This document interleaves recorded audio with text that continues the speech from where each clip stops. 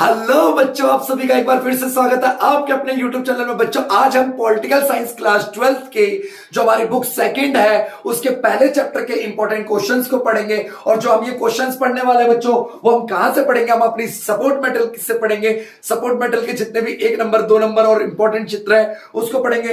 बच्चों, आज हम शुरू कर रहे हैं राष्ट्रीय निर्माण की चुनौती सपोर्ट मेटल के क्वेश्चन को। चलिए वीडियो को शुरू करते हैं बच्चों। आज के पहले जो क्वेश्चन है, आज हमारा 1 नंबर का पहला क्वेश्चन है। ठीक है, 1 नंबर का पहला क्वेश्चन है, जवाहरलाल नेहरू के किस भाषण को भाग्यवधु से चीर प्रतिष्ठित भेंट के नाम से जाना जाता है? तो जवाहरलाल नेहरू जी ने जो 14 अगस्त 15 अगस्त 1947 की मध्यरात्रि को संविधान सभा के विशेष सत्र को संबोधित करते हुए जो भाषण दिया था, उसी को ट्रिस्ट विथ डेस्टिनी या हिंदी में कहते हैं भाग्यवधु से चीर प्रतिष्ठित भेंट के नाम से जाना जाता है। क्वेश्चन नंबर 2 कह रहा है, आजादी के बाद भारत के सामने पहली चुनौती क्या थी? बच्चों, भारत जब आजाद हुआ था, भारत के सामने 3 प्रमुख चुनौतियां थी।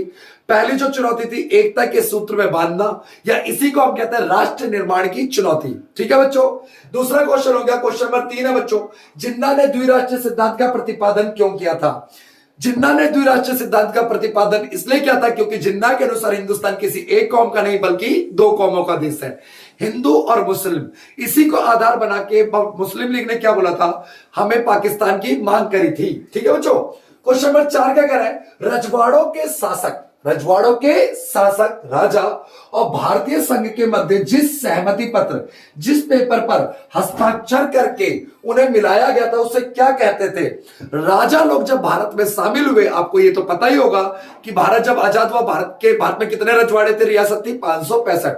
और रजवाड़ों को मिलाने के लिए भारत सरकार ने एक कमेटी बनाई थी जिसका नाम था राज्य विभाग। उसके अध्यक्ष थे सरदार वल्लभ भाई पटेल। राजा महाराजा जिस पेपर पे साइन करके भारत में शामिल होते थे, उसे हम कहते हैं विलय पत्र।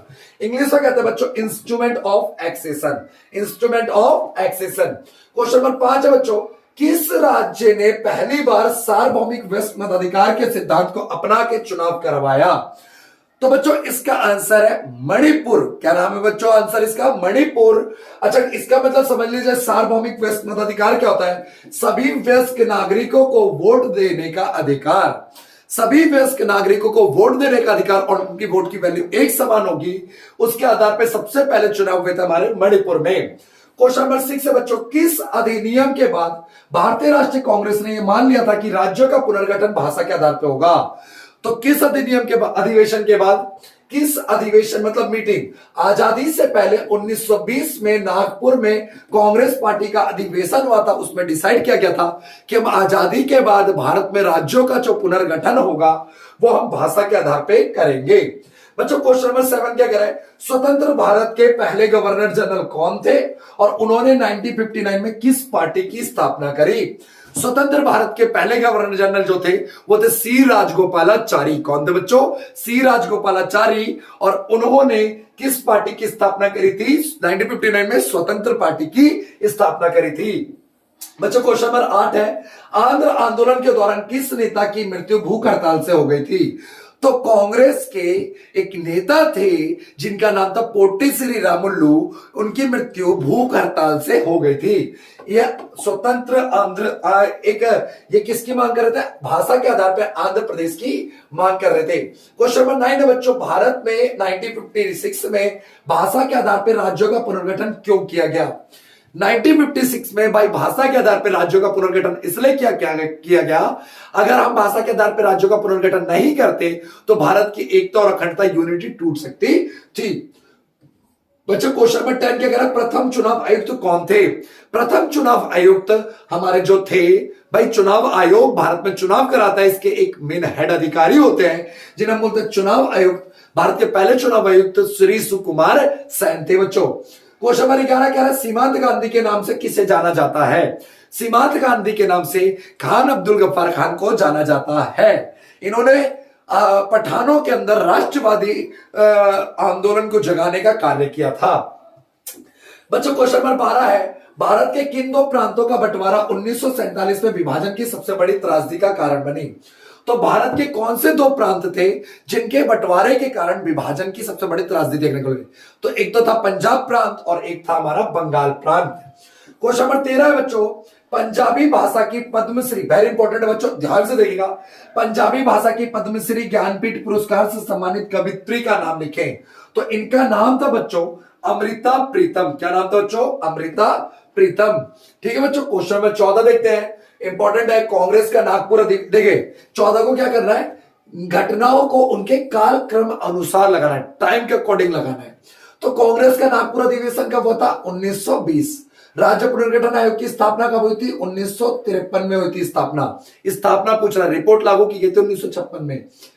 पोटी श्री रामुलु भूख हड़ताल 1952। ठीक है, आंध्र प्रदेश भाषा के आधार पर बना था दिसंबर 1952। तो जो लाइन से कैसे लगाएंगे, इनमें सबसे पहले कौन सी घटना हुई थी? पोटी श्री रामुलु का भूख हड़ताल। तो सॉरी कांग्रेस का नागपुर अधिवेशन, तो सबसे ऊपर लिख लेंगे हम का। उसके बाद क्या हुआ था? उसके बाद हुआ था ग में हमारा पोटी श्री रामुलु का भूख हड़ताल है। उसके बाद आंध्र प्रदेश बनने की घोषणा हुई थी। उसके बाद घ, और घ के बाद बाबू आखिरी हमारा राज्य पुनर्गठन आयोग ख। ठीक है, क घ ग घ ख, थोड़ा कंफ्यूजन हो रहा है, क ग घ ख।